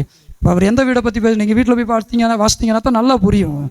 தன்னுடைய சந்ததியை பற்றி பேசுகிறா. அப்போ நம்ம சந்ததி கர்த்தருக்குள்ளாக ஆசீர்வதிக்கப்பட்டிருக்க வேண்டும், கர்த்தரால் ஆசீர்வதிக்கப்பட்டிருக்க வேண்டும். அல்லேலூயா. கர்த்தர் நமக்கு எல்லா நாட்களையும் கொடுத்திருக்கிறார். ஆனால் ஒவ்வொரு நாளுக்குரிய பாடை, ஒவ்வொரு நாளுக்குரிய ஆசீர்வாதத்தை நாம் அவருடைய சித்தத்தின்படியே நாம் சுதந்திரித்துக் கொள்ள வேண்டும், அவருடைய விருப்பத்தின்படியே நாம் பெற்றுக்கொள்ள வேண்டும். ஆமேன், ஆமேன். அப்போ நிறைய பேருக்கு கேள்விகள் உண்டாகும், சில ஏக்கங்கள் கூட இருக்கலாம். எனக்கு ஒரு நாள் வராதா? எனக்கு ஒரு நாள் நான் சந்தோஷப்படுகிற ஒரு நாள் இருக்காதா? நான் மகிழ்ச்சியாக இருக்கிற ஒரு நாள் வரக்காதா? இப்படி நினச்சிங்கன்னா கண்டிப்பாக வராது. எனக்கு ஒரு நாள் நீங்கள் சொல்லணும் பாருங்க, இது கர்த்தர் உண்டு பண்ணின நாள், இந்த நாள் எனக்குரிய நாள். அல்லேலூயா. ஒருவேளை புதிதாய் வந்தவங்களுக்காக நான் சொல்லுகிறேன், பிரியமானவர்களே, நீங்கள் ஒரு விடுதலையை எதிர்பார்க்கிறீர்கள், ஒரு வீட்டை அல்லது ஒரு வாகனத்தை அல்லது உங்களுடைய பிள்ளைகளுக்கு திருமணத்தை அல்லது உங்களுடைய பிள்ளைகளுக்கு விடுதலை அல்லது உங்களுடைய பெற்றோர்களுக்கு ஏதோ ஒரு நன்மையை நீங்கள் எதிர்பார்க்கிறீர்கள் என்றால் கர்த்தருடைய வேதம் சொல்கிறது, அனுக்கிரக காலத்திலே கர்த்தர் நமக்கு செவி கொடுத்து ரட்சணிய நாளில் நமக்கு உதவி செய்கிறார். இப்பொழுதே அனுக்கிரக காலம், இப்பொழுதே ரட்சணிய நாள். 2 கொரிந்தியர் 6:2 வாசிக்கிற 2 கொரிந்தியர் 6வது அதிகாரம் 2வது வசனத்தில், அனுக்கிரக காலத்தில் நான் உனக்கு செவி கொடுத்து ரட்சணிய நாளில் உனக்கு உதவி செய்தேன் என்று சொல்லி இருக்கிறாரே. இதோ இப்பொழுது அனுக்கிரக காலம், இப்பொழுதே ரட்சணிய நாள். அல்லேலூயா. யாருக்கெல்லாம் இது ரட்சணிய நாள்னு சொல்றீங்க? இன்றைக்கு நீங்கள் விசுவாசித்தால் நீங்கள் எதிர்பார்க்கிற நன்மை உங்களுக்கு கிடைக்கும். இன்றைக்கு கர்த்தர் இதை ரட்சணிய நாளாக உங்களுக்கு பிரகடனப்படுத்துகிறார். இதை விடுதலையின் நாளாக கர்த்தர் உங்களுக்கு சொல்லுகிறார். கர்த்தர் இந்த நாளை உங்களுக்கு ஆசீர்வாதத்தின் நாளாக சொல்லுகிறார். Only believe in your heart. ஒரு வசனம் நமக்கு நல்லா வருது தெரியும். என்ன வசனம்? கர்த்தர் எனக்காக யாவையும் செய்து விடு. தமிழில் எப்படி வாசிக்கிறோம்? கர்த்தர் God will do anything for me. ஆனால் மூல பாஷையில் இப்படி கிடையாது. சங்கீதம் 138:8 தமிழில் எப்படி போட்டிருங்க? கர்த்தர் எனக்காக என்ன செய்வாராம்? இப்போ நான் கண்களை மூடி ஜெபிக்கிற ஆண்டவரே, என் சர்ச்சு முன்னாடி ஒரு 2 கோடி ரூபா ரோல்ஸ் ராய்ஸ் பேர் கூட வரமாட்டேங்குது. சோத்திர ஆண்டவருக்கு. ரோல்ஸ் ராய்ஸ் வரட்ட ஆண்டவரே, எனக்காக நீர் யாவற்றையும் செய்கிற ஆண்டவர்னா இருக்கிற பைக்கை கூட பிடிட்டு விட்டுருவார். ஆனால் கேள்வி வந்துடும், எப்படி கேள்வி? எனக்காக யாவற்றையும் செய்வார் தானே பைபிள் சொல்லுது. எனக்காக. அப்போ நான் ஜோமுடுறேன், என்ன தப்பு இருக்கு? ப்ராஸ்பரிட்டி பேசுகிறவங்க அப்படி தானே. ஆசீர்வாதம் செழிப்பு நமக்குரியது. ஆனால் எதை ஆசீர்வாதம் செழிப்புன்னு புரிஞ்சுக்கிறது இல்லை. இப்போ கர்த்தர் எனக்காக யாவையும் செய்வார்னா, நாளைக்கே எனக்கு ஒரு 4 கோடி ரூபாய்க்கு வீடு வேணும், கர்த்தர் எனக்கு தருவார்னா இருக்கிற தெருக்கோடியும் போயிடும். ஆங்கிலத்தில் ஒருத்தர் வாசிங்களேன், எப்படி எழுதியிருக்குன்னா, the Lord will fulfill his purpose for me. கர்த்தர் எனக்காக தம்முடைய சித்தத்தை நிறைவேற்றுவார். புரிஞ்சவங்க மாத்திரம் ஆமேன்னு சொல்லுங்க. அப்போ தேவன் நம்முடைய விருப்பத்தின்படி நிறைவேற்றுகிறவர் அல்ல. கர்த்தர் எப்படி நிறைவேற்றுகிறவரா? கர்த்தர் எப்படி நமக்கு செய்கிறாரா? கர்த்தர் தம்முடைய விருப்பத்தை நமக்காக நிறைவேற்றுகிறார். அல்லேலூயா. The Lord will fulfill his purpose for me. எனக்காக தேவன் தம்முடைய சித்தத்தை மூல பாஷையில் அப்படிதான் இருக்கு பாருங்க. எனக்கெல்லாம் ரொம்ப நாள் சந்தேகம் இருக்கு, என்ன ஆண்டவரே எனக்காக யாவற்றையும் சொல்லி உமக்கு பிரியமானதா இது இருக்குன்னு நினைச்சு தான் கேட்குறேன், ஏன் தர மாட்டேன்றீங்க? அதுக்கப்புறம் தான் என்னைக்கு கண்ணை திறந்தாரோ அன்னைக்கே அதை நிப்பாட்டியாச்சு.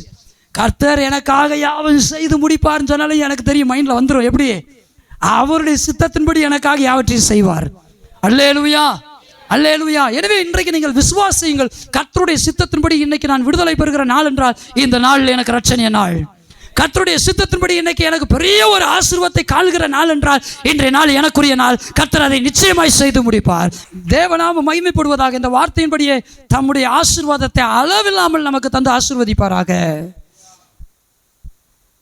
ஒவ்வொரு நாளையும் நாம் கர்த்தருக்குள்ளாக கொண்டாடுகிற போது, கர்த்தருக்குள்ளாக நாம் நினைக்கிற போது அந்த நாளுக்குரிய ஆசீர்வாதங்களை நிச்சயமாய் கர்த்தர் நமக்கு தருகிறார். அப்போ இந்த நாள் எனக்கான நாள், என் குடும்பத்திற்கான நாள், என் சபைக்கான நாள் என்று நாம் விசுவாசித்தால் நிச்சயம் நடக்கும். ஆனால் எப்படிப்பட்ட விசுவாசம் இருக்கக்கூடாது? செத்த விசுவாசமும் தேவையில்லாத விசுவாசமும் கர்த்தர் கொடுக்காத விசுவாசமும் இருக்கக்கூடாது. அதை சாத்தான் என்ன செய்யறான்? நயவஞ்சகமாக அப்படிப்பட்ட விசுவாசங்களை கொடுத்து கிறிஸ்தவர்களை வஞ்சிக்கிறான். அவன் நமக்கு தேவையான விசுவாசம் என்னது? இயேசுவானவர் துவக்கின விசுவாசம், இயேசுவானவர் கொடுக்கிற விசுவாசம். இயேசு என்னைக்கு ஃபுல் ஸ்டாப் வைக்கிறாரோ அன்னைக்கு வரைக்கும் மறுபடியும் ஃபுல் ஸ்டாப் வச்சுட்டு என்ன செய்வாருங்க? நித்தியத்தில் துவங்கி விடுவார் பாருங்க. அப்போ நம்முடைய வாழ்க்கையில் நாம் இதெல்லாம் சரியாக விளங்கி கொண்டால் நிச்சயமாக மனம் முடிவாகிறதில்லை, நாம் சோர்ந்து போவதில்லை, நாம் மனம் தளர்ந்து போவதும் இல்லை. நமக்கு ஒரு விடுதலை நாள் வேண்டுமென்றால், சுகம் உண்டாக்குகிற நாள் வேண்டுமென்றால், பொருளாதாரம் மேம்படுகிற நாள் வேண்டுமென்றால், நாம் அனுதினம் விசுவாசித்து ஜெபிக்கிறவர்களாக இருக்க வேண்டும். இந்த நாளில் கர்த்தருடைய சித்தத்தின்படி இது எனக்கு கிடைக்கும் என்று விசுவாசித்தால் நிச்சயம் அதை நாம் பெற்றுக்கொள்ள முடியும். தாவீது இந்த நாள் கர்த்தர் உண்டாக்கின நாள் என்று சொல்வதற்கு முன்பு அவர் எங்கே வாழ்ந்துட்டு இருந்தாருங்க? குகைகளில், மலைகளில், குகைகளில், பள்ளத்தாக்குகளில். இப்போ நல்லா கேளுங்க, என்றைக்கு எருசலேமுக்கு வர்றாரோ அன்றைக்கு தான் சொல்கிறாரு, இது கர்த்தர் உண்டு பண்ணி நாள், இதில் நம்ம எல்லாரும் சந்தோஷமாக இருக்கணும், மகிழ்ச்சியாக இருக்கணும், இதுதான் உயர்வின் நாள், மேன்மையின் நாள். அல்லேலூயா. அப்போ உண்மையை பாருங்க, இவர் இதற்கு முன்பாக வேறொரு மலையில் இருந்திருக்கிறார், எருசலேம் குன்றில், எருசலேம் மலையில். இப்போ இவர் இருக்கிறதுக்கு முன்னாடி, இதுக்கு முன்னாடி எந்த மலையில் இருந்திருக்கிறாரு? வேறொரு மலையில் இருக்கிற ஏர்மோன்லேயோ வேற சில மலைகள்லையோ அவர் இருந்திருக்கிறாரு. ஆனால் அந்த மலையில் அவ்வளோ உயரத்தில் அவர் இருந்தாலும் அந்த நிலையெல்லாம் அவருக்கு எதை சுட்டி காண்பிக்கிறார்? தாழ்வில் இருக்கிறதை தான் சுட்டி காண்பிக்குது. எதனை வராமன்றீங்க? இப்போ தாவீது எருசலேமுக்கு வந்துட்டாரு, வர்றதுக்கு முன்னாடி எங்கே இருந்தார்? வேற ஒரு மலையில் ஒளிஞ்சிட்டு இருக்கிறாரு, வேற ஒரு இடத்துல ஒளிஞ்சிட்டு, அது உயரமான இடம் தான், அரணிப்பான இடம் தான். ஆனால் அந்த நாள் அவருக்கு ஆசீர்வாதமான நாள்னு நினைக்கிறாரா? இல்லை. அது மகிழ்ச்சியான நாளை நினைக்கிறாரா? இல்லை. ஏன்? அவர் உயரமான பாதுகாவலான ஒரு இடத்துல இருந்தாலும் தனக்கு கிடைக்க வேண்டிய கணம், தனக்கு கிடைக்க வேண்டிய ஆசீர்வாதம் கிடைக்காதனால அதுவும் தாழ்ச்சி தான், அதுவும் தாழ்விதான்.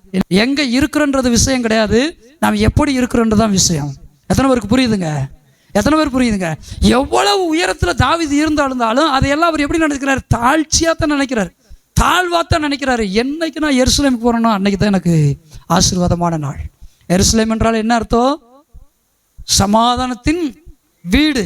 என்றைக்கு நான் சமாதானத்துக்குரிய வீடுக்கு போறேனோ அன்னைக்கு தான் எனக்கு சந்தோஷம். இப்போ நான் தாவீது அழகா சொல்றேன் பாருங்க, எத்தனை வீட்டில் இருந்தாலும் அவர் சொல்றான் பாருங்க, எங்க எருசலேம்ங்கிற சமாதானத்தின் வீட்டில் என்னைக்கு போய் என் கால் நிற்கிதோ அதுக்கு தான் எனக்கு சந்தோஷமான நாள், அதுதான் எனக்கு மகிழ்ச்சியான நாள். ஆமென், அல்லேலூயா. நம்ம தேடுறோமா? கர்த்தர் நமக்குன்னு கொடுத்துருக்கிற இந்த எருசலேமின் வீடை நம்ம தேடுறோமா? இங்கே எங்கே எருசலேம் ஒன்று சண்டை போடுற பார்த்தா சில நேரங்களில் சாத்தான் அப்படி விதைகளை விதைத்தாலும் பெரும்பாலும் நாம் எப்படிப்பட்டவர்களாக இருக்கிறோம்? கிறிஸ்துவின் சுபாவம் நிறைந்து ஒருவருக்காக ஒருவர் ஊக்கமாய் ஜெபித்து ஒருவருக்கு ஒருவர் ஒத்தாசை பண்ணுகிறவர்களாக, ஒருவருக்கு ஒருவர் உதவி செய்கிறவர்களாக, ஒருவரை ஒருவர் உற்சாகப்படுத்தி வாழ்கிறவர்களாகவே இருக்கிறோம். இப்படிப்பட்ட எருசலேமின் வீடை நாம் விட்டு விடலாமா? இப்படிப்பட்ட எருசலேமின் வீடை நம்முடைய வாழ்க்கையில் இழக்கலாமா? இழக்கக்கூடாது. பாருங்க, எருசலேமே உன்னை மறந்தால் என் வழக்கரம் தன் தொழிலை மறக்கட்டும். எருசலேமே முக்கியமான நாளிலும் மகிழ்ச்சியா நான் நினைக்கிறேன். எப்படியா? எருசலேமே என் கல்யாண நாளை காட்டிலும், என் பிறந்த நாளை காட்டிலும், எனக்கு எது முக்கியமான நாளை அந்த நாளை காட்டிலும் எருசலேமை நான் முக்கியமான நாளை நினைக்கிறேன். எருசலேம் என்பது சமாதானத்தின் வீடு, நமக்கு சமாதானம் கொடுக்கிற வீடு. கர்த்தர் உண்டாக்கின இந்த சபையே, கர்த்தர் நம்ம கொடுத்திருக்கிற ஜெப வீடு, கர்த்தர் கொடுத்திருக்கிற இந்த சமாதானத்தின் வீடு. சபை கூடி வருதலை சிலர் விட்டு விடுகிறது போல நீங்களும் விட்டு விடாதீங்க. ஏன்? சபை கூடி வருகிற நாளை விட்டு விட்டால் அந்த நாள் நமக்கு எப்படிப்பட்ட நாளுக்கு? ஒரு துக்கமான நாள், ஆவிக்குரிய துக்கம், ஆவிக்குரிய வீழ்ச்சியின் நாள். தாவீது எருசலேமுக்கு வருவதற்கு முன்பதாக அவன் எவ்வளவு உயரமான இடத்தில் இருந்தாலும் அதெல்லாம் அவனுக்கு ஆசீர்வாதம் இல்லை, அதெல்லாம் அவனுக்கு உயர்வு இல்லை, அதெல்லாம் தாழ்ச்சி தான், அதெல்லாம் தாழ்வுதான், அதெல்லாம் தாழ்வு தான். கர்த்தர் சித்தமான உயர்வுக்கு வரும்போது தான் அவன் மகிழ்ச்சியோடு இருக்கிறான். நம்முடைய வாழ்க்கையில் நாம் ஒன்றை புரிந்து கொள்ள வேண்டும். நாம் எவ்வளவு உயரத்தில் இருந்தாலும் கர்த்தருக்கு சித்தமான உயரத்தில் இருக்கிறானா? ஒருவேளை எர்மோன் மலையில் தாவீது இருந்திருக்கலாம், விரட்டி அடிக்கப்பட்ட போது அவன் அமலேக்குடைய மலைகளில் இருந்திருக்கலாம், மலைகளில் வாழ்ந்திருக்கலாம். ஆனால் அதெல்லாம் கர்த்தருக்கு பிரியமானதல்ல, அதெல்லாம் ஆசீர்வாதத்தை கொண்டு வருகிறதல்ல. தனக்குன்னு கர்த்தர் கொடுத்திருக்கிற அந்த எருசலேமின் வீட்டுக்கு நான் என்றைக்கு போகிறேனோ அன்றைக்கு தான் கர்த்தர் உண்டாக்கின நாளாக நான் நினைக்கிறேன். அதுதான் எனக்கு முக்கியமான நாள், அதுதான் கர்த்தர் எனக்கு கொடுத்த நாள். நம்முடைய வாழ்க்கையில் இப்படிப்பட்ட நினைவு உடையவர்களாகவே நாம் இருக்க வேண்டும். நம்முடைய தாழ்வில் நம்மை நினைக்கிறவர் தான் நம்முடைய ஆண்டவர். அல்லேலூயா. உங்களுக்கு பணம் இருக்கலாம், பெரிய பதவி இருக்கலாம், அதையெல்லாம் நீங்கள் கர்த்தர் எனக்கு கொடுத்த இடத்திற்கு போகிற வரைக்கும் எனக்கு இது பெரிய காரியமே கிடையாதுன்னு நினச்சிங்கன்னா, இதுவும் தாழ்வு தான் நினச்சிங்கன்னா, God will remember you in your lowest state. உன்னுடைய தாழ்விலும் கர்த்தர் உன்னை நினைத்து பார்க்கிற ஆண்டவராகவே இருப்பார். கர்த்தர் உன்னை நினைத்து பார்ப்பார். எத்தனை பேர் ஆமான்றீங்க? ஆனால் நிறைய பேருக்கு பிரச்சனை என்ன தெரியுமா? நல்ல வேலை கிடச்சிருச்சு, நல்ல உயருக்கு வந்துட்டேன், பதவி உயருக்கு வந்துட்டேன், கர்த்தரை நான் மேன்மையான ஒரு இடத்துல வச்சுட்டார். No no no no no no. கர்த்தருக்கு சித்தம் இல்லாத இடத்திற்கு, கர்த்தருக்கு சித்தமுள்ள இடத்திற்கு நீங்கள் போகிற வரைக்கும் இதுவும் தாழ்வு தான். உங்களுக்கு கவர்மெண்ட் வேலையோ, பிஸ்னஸ், தொழில் முதலாளியோ, தொழில் அதிபரோ, எப்படிப்பட்ட உயர்வுல கூட நீங்கள் இருக்கலாம். தாவீது ஒரு போர் வீரனா இருக்கிறான், பட்டை வீரனா இருக்கிறான், புத்திசாலி. ஆனா என்னைக்கு அங்க வரணும் அன்னைக்கு தான் சந்தோஷம். எத்தனை பேர் ஆமான்றீங்க? எத்தனை பேர் அல்லேலூயான்றீங்க? அப்ப அது வரைக்கும் அவன் உயரமான இடத்துல இருந்தாலும் அதுவும் தாழ்வு தான். சங்கீதத்துல வாசிக்கிறோம் 115:12, கர்த்தர் நம்மை நினைத்திருக்கிறார், கர்த்தர் நம்மை நினைத்திருக்கிறார், நம்மை ஆசீர்வதிக்கிறார். சங்கீதம் 136:23 வாசிக்கிறோம், நம்முடைய தாழ்வில் நம்மை நினைத்தவரை துதியுங்கள், அவர் கிருபை என்றும் உள்ளது. அல்லேலூயா. ஒரு வசனத்தை மாத்திரம் வாசிக்கலாம், 2-3 வசனம் நான் சொல்லியிருந்தாலும். சங்கீதம் 136:23 வாசிங்க. இப்போ தாவீது எப்படி சொல்றாரு பாருங்க. எருசலேமுக்கு வந்துட்டாரு, ராஜாவை முடிசூட்டிட்டாரு. ஆனாலும் ஒன்று சொல்றாரு, என் தாழ்வில் என்னை நினைத்தவரை நான் துதிக்கிறேன், நீங்களும் துதிங்க. அல்லேலூயா. அப்போ எவ்வளோ உயரமான இடத்துல அவர் இருந்திருந்தாலும், எவ்வளவு அரணிப்பான இடத்துல இருந்தாலும் அதெல்லாம் அவருக்கு பெருசாக தெரியல. கர்த்தர் நியமித்த இடத்துக்கு வரும்போது தான் அது பெருசாக, அது மகிமையுள்ளதான் இருக்கு. அல்லேலூயா. ஒருவேளை இங்கே யாராவது உங்களை, நான் ரொம்ப தாழ்வில் இருக்கிறேன், ரொம்ப தாழ்ச்சியில் இருக்கிறேன், ரொம்ப குறைவில் இருக்கிறேன்னு நினச்சிங்கன்னா, கர்த்தர் உங்களை பார்த்து சொல்கிறாரு, தாழ்வில் உங்களை நினைக்கிற ஒருவர் உண்டு, தாழ்வில் உங்களை நினைக்கிற கர்த்தர் ஒருவர் உண்டு. ஆமென். எத்தனை பேர் ஆமான்றீங்க? உண்மைதானே? கிறிஸ்தவத்துக்குள்ள வந்துட்டு கவர்மெண்ட் வேலை எனக்கு கிடச்சிருச்சு, நல்ல ஒரு தொழிலில் இப்போ நான் செய்கிறேன், நல்ல தொழில் செய்து கொண்டிருக்கிறேன். ஆனால் அந்த நேரத்தில் சில தாழ்ச்சிகள் வரத்தானே செய்யுது, அந்த நேரத்திலும் சில குறைகள் இருக்க தானே செய்யுது. ஆண்டவர் என்ன செய்கிறார்? உங்கள் தாழ்வில் உங்களை நினைக்கிற ஆண்டவராக இருக்கிறார். எத்தனை பேர் ஆமாம்? நிறைய பேருக்கு பயம், ஐயோ இருக்கிற தொழிலும் போயிருமோ. நிறைய பேருக்கு பயம், ஐயோ கர்த்தர் எனக்கு கொடுத்த இந்த வேலை போயிருமோ, இந்த பதவி உயர் போயிருமோ. No no no. அதில் இருக்கிற தாழ்விலும் கர்த்தர் உங்களை நினைக்கிறார். அவருடைய தாழ்வில் நினைக்கிறவர் தான் உங்களுடைய ஆண்டவர். இந்த உலகத்தில் இருக்கிறவர்கள் மனுஷர்களாக இருக்கட்டும் அல்லது பிற தெய்வங்கள் எனப்படுகிறவைகள் இருக்கட்டும், தாழ்வில் ஒருபோதும் நினைக்காது. எனக்கு நான் சொன்னதை நீ கொண்டு வந்து கொடுத்தியான்னு சொல்லும், நான் கொடுத்த காணிக்கையை நீ கொண்டு வந்து கொடுத்தியான்னு கேட்கும். மனிதர்கள் சொல்லுவாங்க, நான் இப்படி செஞ்சேன்னு நீ இதுக்கு கைமாற இதை நீ செய்தியா, நான் இதை உனக்கு கொடுத்தனே நீ இதை பண்ணினியா அப்படின்னு சொல்லும். நீங்கள் தாழ்வில் இருக்கிறத யோசிக்கவே யோசிக்காது. கடை வாங்கி கூட எனக்கு இதை செய்டி, கை வாங்கி கூட இதை செய்டா அப்படின்னு சொல்லும். ஆனால் உங்களுடைய ஆண்டவர், நீங்கள் ஆராதிக்கிற, நாம் ஆராதிக்கிற கர்த்தர் எப்படிப்பட்டவென்றால் நம்முடைய தாழ்வில் நம்மை கைவிடாமல் நம்மை நினைக்கிற ஆண்டவராக இருக்கிறார். அல்லேலூயா, அல்லேலூயா. ஒருவேளை நம்முடைய வாழ்க்கையில் நம்ம ஒரு உயர்வை பெற்று தூரத்தில் இருந்தால் நம்முடைய சொந்த பந்தங்கள் ஃபோன் கால் செய்து உடனே கூப்பிடுவார்கள், எப்படி இருக்கிறீர்கள், உங்களுடைய நினைவு வந்தது. உங்களுடைய நண்பர்கள், தூரத்தில் இருக்கிற நண்பர்கள் உங்களை நினைப்பார்கள், ஓ இன்றைக்கு அவர் இப்படிப்பட்ட ஒரு உயர்வில் இருக்கிறாரா, இப்படிப்பட்ட ஆசீர்வாதத்தை உடையவர்களாக இருக்கிறார்களா. உடனடியாக கால் பண்ணுவார்கள், உடனடியாக உங்கள் வீட்டுக்கு வருவார்கள், உடைய நினைவு வந்ததுன்னு. ஆனால் நீங்கள் குறைபட்டிருக்கும் போது, நீங்கள் தாழ்ந்திருக்கும் போது ஒன்றை யோசித்து பாருங்கள். நீங்கள் குறைபட்டிருக்கும் போது, தாழ்ந்திருக்கும் போது உங்கள் நினைவுகள் வந்தாலும் உங்களை நினைக்காமல் அவர்கள் வேற காரியங்களை நினைப்பார்கள். நீங்களும் நானும் ஆராதிக்கிற தேவன் அப்படிப்பட்டவர் அல்ல. நம்முடைய தாழ்வில் நம்மை நினைத்து பார்க்கிற தேவன். நோவாவை நினைத்தது போல நம்மையும் நினைக்கிறார் கர்த்தர். ஒவ்வொரு பரிசுத்தவான்களுடைய தாழ்விலும் கர்த்தர் அவர்களை நினைத்து உயர்த்தினது போல நம்மையும் நம்முடைய தாழ்விலை நினைத்து பார்த்து நம்மை உயர்த்தி வைக்கிற ஆண்டவராக இருக்கிறார். அல்லேலூயா. எத்தனை பேருக்கு விசுவாசம் இருக்குங்க, என்னுடைய தாழ்வில் என்ன ஆண்டவர் நினைத்தாருன்னு, என்னுடைய தாழ்வில் கர்த்தர் என்ன நினைத்திருக்கிறாருன்னு. அப்போ கர்த்தர் உங்களை என்ன செய்கிறாரா? நேற்று தினத்தில் உபவாச ஜபத்தில் நாம் தியானித்தது போலதான் ஆரோன் குடும்பத்தை நினைத்திருக்கிறார், ஆசீர்வதிப்பார். இஸ்ரவேலர்களை நினைத்திருக்கிறார், ஆசீர்வதிப்பார். இன்றைக்கு ஆவிக்குரிய இஸ்ரவேலர்களாக ஆரோன் குடும்பத்தாராக இருக்கிறோம். நம்மை நினைக்கிறதா வாக்குத்தத்தம் கொடுத்திருக்கிறார். சங்கீதம் 115 நம்மை நினைக்கிறார் என்றால் நம்முடைய தாழ்வில் போய் நம்மளை கைவிட்டுருவாரா? நம்முடைய தாழ்வில் போய் நம்மை கைவிட்டுருவாரா? தாழ்விலும் நம்மை நினைத்து நம்மை உயர்த்தி வைக்கிறவர் தான் நம்முடைய ஆண்டவர். நாட்களை முதல் விசேஷித்த மனிதன் யார்? வேதாகமத்தில் கர்த்தர் விசேஷத்துக்குள்ள சொன்னார். ஓய்வு நாள், அதாவது 6 நாளை படைக்கிறாரு. 7ஆம் நாள் என்ன சொல்றாரு? ஓய்வு நாள்னு சொல்றாரு. இந்த நாள் உங்களுக்கு பரிசுத்தமான ஓய்வு நாள்ப்பா, இதில் ஓய்ந்திருங்கன்னு ஆண்டவர் சொல்லிட்டார். சரிங்களா? இப்போ நான் கேட்குற கேள்வி, நம்முடைய பிரசங்கத்தினுடைய ஆரம்பத்தில் சொன்னது போல நாட்களை விசேஷித்துக் கொள்ளுகிறவர்கள் உண்டு இல்லையா? முதல் நாளை விசேஷித்துக் கொண்ட மனிதன் யார்? முதல் நாளை விசேஷித்துக் கொண்ட நாள், ஒரு பண்டிகை நாளாவோ முக்கியமான நாளாவோ, கர்த்தருக்கு அப்புறம் ஒரு மனிதன் நாளை விசேஷித்துக் கொள்ள ஆரம்பித்தான். அவன் யாருன்னா, வனாந்திரத்தில் பிரயாணப்பட்ட இஸ்ரவேல் ஜனங்கள். அவர்களுடைய கம்பல்ஷன், அவர்களுடைய கட்டாயத்தின் பேரில் ஆரோன் விக்கிரகங்களை உண்டு பண்ணினான். இது கர்த்தருக்கு பண்டிகை என்று சொன்னான். அதுதான் முத பைபிளில் எழுதியிருக்கிறதுல. எத்தனை பேருக்கு நான் சொன்னது புரிஞ்சுங்க?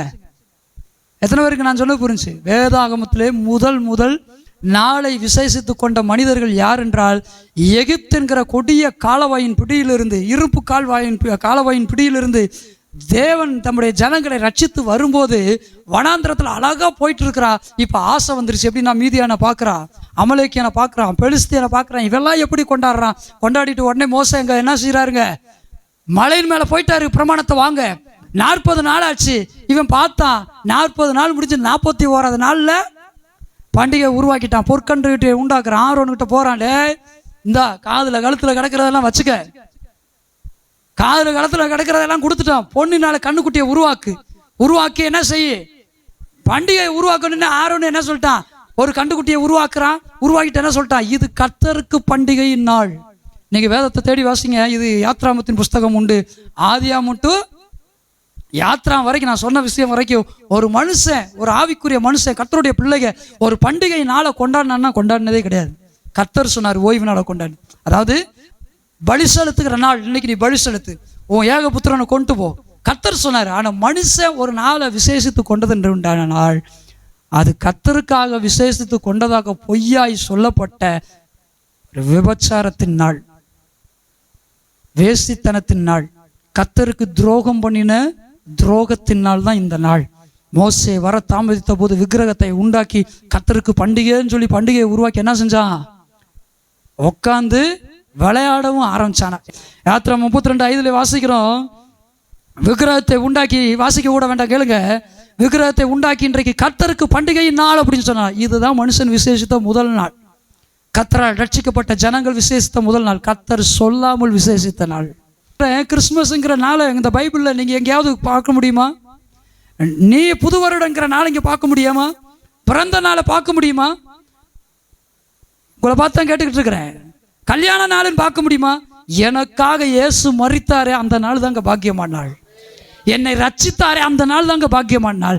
அதை விட்டு போட்டு நான் கர்த்தருக்கு பண்டிகை கொண்டாடுறேன். அப்படி பிரதரை பார்த்தோன்னே எனக்கு ஞாபகம் வருது, அங்கே இருக்கிற ஒரு ஊழியம் செய்கிறேன்னு சொல்லி பொய்யாய் ஊழியம் செய்கிற ஒரு நபர் சொன்னார், டேவிட் பிரதர் கொஞ்சம் தப்பாக பேசுகிறவர், தப்பாக உபதேசம் சொல்கிறவர். எப்படி அவர் கிறிஸ்மஸ் நியூ இயர்லாம் நீ எதை கொண்டாடிட்டு போ, எனக்கு என்ன ஆக போகுது, நான் இந்த வேதத்தின்படி சவால் கொடுக்குறேன், முடிஞ்சா வா நில்லு. என்னை பார்த்து கள்ள ஊழியன்னு எவனா சொன்னான்னா வா, தைரியமாக இங்கே தான் இருக்கிற, நீ கூப்பிடு, நான் வரேன். இந்த இருக்கு பைபிள், ப்ரூவ் பண்ணுன்னா I will change my mind, I will change my doctrine. இந்த பிரதர் சொன்னதுனால டக்குன்னு ஒரு பார்த்தனே அந்த ஞாபகம் வந்துச்சு. இதெல்லாம் பேசணும்னு வரல, கேட்டிங்களா? அதெல்லாம் தப்பாக சொல்லி கொடுக்குறாரு. ப்ரூவ் பண்ணு, பைபிள் இருக்கு, இந்த இருக்கு பைபிள். இன்னைக்கு களியாட்டுகள் சபைகளுக்குள்ள வந்ததுனால தான் சுவிசேஷம் போச்சு. களியாட்டுகளும் பண்டிகைகளும் இன்னைக்கு தேவையில்லாம சபைகளுக்குள்ள நுழைஞ்சதுனால தான் ஆத்தும தாகம் போச்சு. பண்டிகை உண்டாக்கி என்ன செய்தான் தெரியுங்களா? ஆராதனை பண்ணி குடிச்சு வெறிச்சு என்ன பண்ணிட்டு இருந்தானாங்க? தேவனுக்கு விரோதமான அக்கிரமத்தை, அருவருப்பை அங்கே நடப்பித்து கொண்டிருந்தானா. மோசே இறங்கி வரும்போது அதை பார்த்துட்டு பிரமாணத்தையே உடைத்து போகிற அளவுக்கு எதங்க 40 நாள் புசியாமலும் குடியாமலும் இருந்து பெற்ற அந்த பிரமாணங்களே தூக்கி உடைத்து போடுற அளவுக்கு கோவம் வந்துருச்சு. எவ்வளோ பெரிய மோசே எப்படிப்பட்ட ஆளு, பூமியில் எங்கே அவனை போல சாந்தமுள்ள ஆளே கிடையாது. ஆனால் 2 இடத்துல பயங்கரமாக கோவம். எப்படி பிரமாணத்தை, வேத புஸ்தகத்தையே தூக்கி, ஒரு சில பாஸ்டர்ல பைபிளை தூக்கி எறிஞ்சிருவாங்க கோவத்தில். அது தப்பு தப்பு தப்பு, கரெக்டு கிடையாது, அது சரி கிடையாது. சில பாஸ்டர்மாருக்கு பைபிளை இப்படி தூக்கி, கோவத்தில் இப்படி தூக்கி பாட்டு புக்கை பைபிளை இப்படி தூக்கி எறிஞ்சதெல்லாம் நீங்கள் கேள்விப்பட்டிருப்பீங்க, நான் கேள்விப்பட்டிருக்கிறேன். அது சரியானதல்ல, அது தவறானது. ஆனால் ஒரு ஊழியக்காரனை அப்படி தூக்கி எறிகிற அளவுக்கு அந்த சபையார் கோவப்படுத்தி இருக்கிறாங்கன்னா எவ்வளவு மோசமான ஜனங்கள்ன்றதை யோசித்துக்கங்க. மறுபடியும் சொல்கிறேன், தவறாக புரிஞ்சிடக்கூடாது. அந்த ஊழியக்காரர் செய்தது 100% தவறு தான். ஆனால் அவனை கோவப்படுத்தி இருக்கிறான்னா நம்மளால எவ்வளோ திறமையான ஆளாக இருந்திருக்கிறான்னு யோசித்துக்கங்க. 100%க்கு எத்தனை சதவீதம் சொல்லலாம்? 1000 சொன்னாலும் பத்தாது. மேரிபா தண்ணீர்கள் அண்டையில கர்த்தரை பரிசை பார்த்த போது மோசே கோவப்பட்டு அடிக்கிறான். பூமியிலங்க அவனை போல எப்படிப்பட்ட ஆள் கிடையாதா, அவனை போல சாந்தமுள்ள ஆளே கிடையாது. ஆனா அங்கேயும் கோவப்பட்டு கோலை எடுத்து அடிக்கிறான். காரணம் என்ன? இவங்கனால. கேட்டீங்களா? கவனிச்சிங்களா? இப்ப கேளுங்க, நம்ம விஷயத்துக்கு வரலாம். இங்கே யாத்திராமம் 32 நம்ம கவனிக்கும் போது இந்த ஜனங்கள் என்ன செய்கிறார்கள்? மோசே வர தாமதித்த போது அவர்கள் விக்கிரகங்களை உண்டாக்கி அங்கே பண்டிகை கொண்டாடுகிறார்கள். மறுநாள் அவர்கள் அதிகாலையில் எழுந்து சர்வாங்க தகன பலிகளை இட்டு சமாதான பலிகளை செலுத்தினார்களாம். சமாதான பலிகளை செலுத்தி பின்பு ஜனங்கள் புசிக்கவும் குடிக்கவும் உட்கார்ந்து இரண்டாவது விளையாட எழுந்தார்களாம். 32:6 நீங்க வீட்டில் போய் வாசித்து பாருங்க. மறுபடியும் வாசித்துறேன். மறுநாள் அவர்கள் அதிகாலையில் எழுந்து சர்வாங்க தகன பலிகளை இட்டார்களாம், சமாதான பலிகளை செலுத்தினார்களாம். பின்பு ஜனங்கள் புசிக்கவும் குடிக்கவும் உட்கார்ந்து பின்பு விளையாடவும் எழுந்தானா. எப்படிப்பட்ட மோசமான காரியங்களை செய்திருக்கிறான் பாருங்க. இன்னைக்கு நமக்கு விளையாடுறதுக்கா நேரம், அரட்டி அடிக்கிறதுக்கா நேரம். வனாந்திரத்தில் நடந்து வந்துகிட்டு இருக்க அதுவே பெரிய ஆரோக்கியம். ஆனால் விளையாண்டது எதுங்க? விக்கிரக பண்டிகை உண்டாக்கி கண் கட்டி பானை உடைத்தல் போட்டி. எப்படிங்க? கண்ணை கட்டி பாடு. அப்புறம் என்னங்க? அப்புறம் இன்னொன்று இருக்கு, மியூசிக் சேர். அதுக்கு பேர் மியூசிக் சேர். இல்லை வேற என்ன விளையாட்டு? நம்ம பிரதர்ஸ் கூட ஒரு சிலர் ஆரம்பத்தில் செய்திருக்கிறாங்க. ஆனால் மாற்றிக்கிட்டாங்க. இன்னைக்கு ஆசீர்வாதமாக இருக்கிறாங்க. அல்லேலூயா. அவர் ஒரு நாள் சொன்னார் பாருங்க, இதெல்லாம் ஆரம்பத்தில் நீங்கள் சொல்லும்போது எங்களுக்கு புரியல பிரதர், போய் அடி வாங்கின பிறகு தான் தெரிஞ்சு இது போய் எதுக்குடா போகணுன்னு. அதுக்கப்புறம் தான் ஆசீர்வதிக்கப்பட்டோம். இங்கே இருக்கிற நம்ம சகோதரர்கள்லாம் யாரு கரங்களை உயர்த்தி ஆண்டவர்கிட்ட சொல்ல போகிறீங்க, ஆண்டவரே நீர் கொடுக்காத விசேஷத்த நாள் வேணாம், ஒவ்வொரு நாளையும் நான் உமக்காக விசேஷித்து கொள்ளணும், ஒவ்வொரு நாளும் பரிசுத்தமாய் விசுவாசத்தோடு வாழ்வதும் ஆத்துமாதாயம் பண்ணுவதுமே எனக்கு விசேஷித்த நாள். ஆமென். கொஞ்ச நேரம் கரங்களை உயர்த்தி சொல்லுவோமா? ஆமென். ஸ்தோத்திரம்.